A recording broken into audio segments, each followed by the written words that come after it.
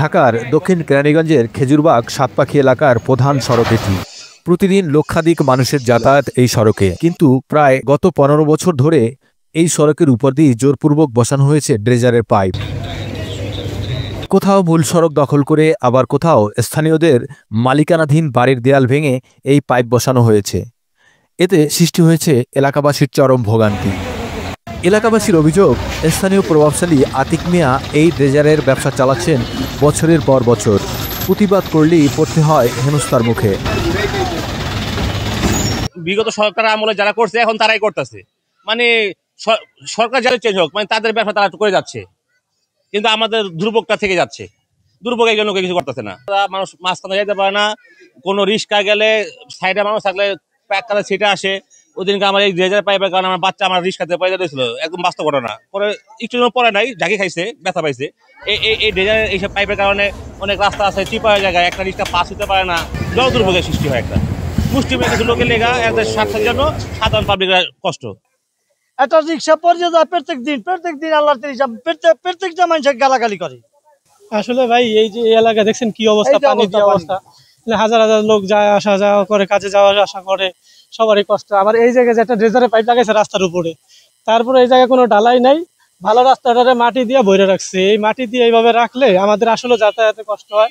বৃষ্টি কাতলা এলে আমরা হাঁটতে চলতে পারি না।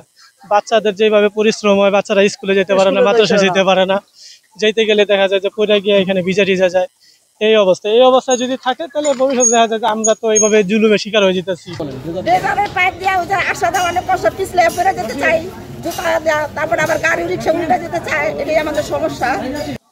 আমি এই রিস্কায় আই চলেছি না, এখন ইটা না আর কি এম করে রয়েছি, নাহলে ও বুতে একাল পড়ে গেল, আমার নাক মুখ সব যাইতো গা, এমন করে হেসে তত্ত্বই আমি ই করে পাউডার বেড়া দিয়া দূর করে আসে হুইয়া রাখছি। গত ৩১ আগস্ট রাতে বাড়ির বাউন্ডারি দেয়াল ভেঙে পাইপ বসানো ঠেকাতে গেলে আতিক ও তার লোকজন দেশীয় অস্ত্র নিয়ে হামলা চালায় স্থানীয় কামরুল ইসলামের ওপর। এতে আহত হন তিনি। পরে তার ভাই সেলিম রেজা দক্ষিণ কেরানীগঞ্জ থানায় লিখিত অভিযোগ দায়ের করেন। এলাকাবাসীর অভিযোগ, বাচ্চাদের নিয়ে স্কুলে যাওয়া আসা করতে খুব কষ্ট হয়। বৃষ্টির সময় তো একেবারে যাওয়াই যায় না। এছাড়া রুগী নিয়ে বের হলে এই পাইপ আর পানি জমে থাকা রাস্তায় আসা যাওয়া একদম কষ্টকর। ড্রেজারের পাইপের লেগে মনে করেন এদিকটা রিক্সা গাড়ি, যে কোনো গাড়ি আসা যাওয়া করে, মনে করেন অনেক সময় পড়ে যায়, উল্টা পড়ে জায়গা। তারপরে আমার মনে করেন একটা এদিকে থেকে একটা ওদিকে, একটা লোক আর একটা বাজে, মনে করেন অনেক ক্ষতি হয়। যাতায়াতে মনে করেন মানুষের অনেক অসুবিধা। কামরুল আইসা জনগণের কথাই কইছি, সবার কথাই কইছি যে আপনার এই যে বছর পর বছর যেটা আটকা রাখছেন, মানুষ যাইতে পারে না, করতে পারে না, এটা কি লিগে আটকা রাখছেন, বন্ধ করেন, এগুলা খুইলা দেন, এগুলা বলছে।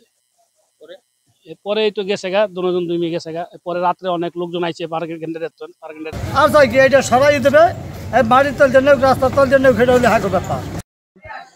অনেক গুণী পোলা পান, এই যে দোকানপাট অফিস মফিস এগুলো কোবাকুবি করছে, লোকজন মারামারি করছে। ঠিক আছে, আমি যে ওখানে দাঁড়াইছিলাম ওই জারু দোকানটার সামনে, তখন এত ভিড় দেখা আমি আবার চলে গেছি। ঠিক আছে, ওই হায়দার আলীর পোলা পানে। এলাকাবাসীর অভিযোগ, পাইপ সরাতে অনুরোধ করলে কামরুলের অফিস ও তার বড় ভাই শামীমের ফার্মেসিতেও ভাঙচুর চালিয়েছে আতিকের লোকজন।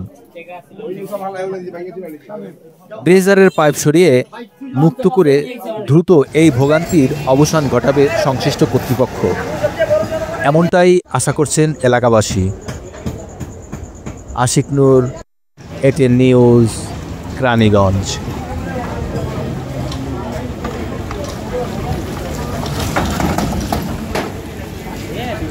সমস্যা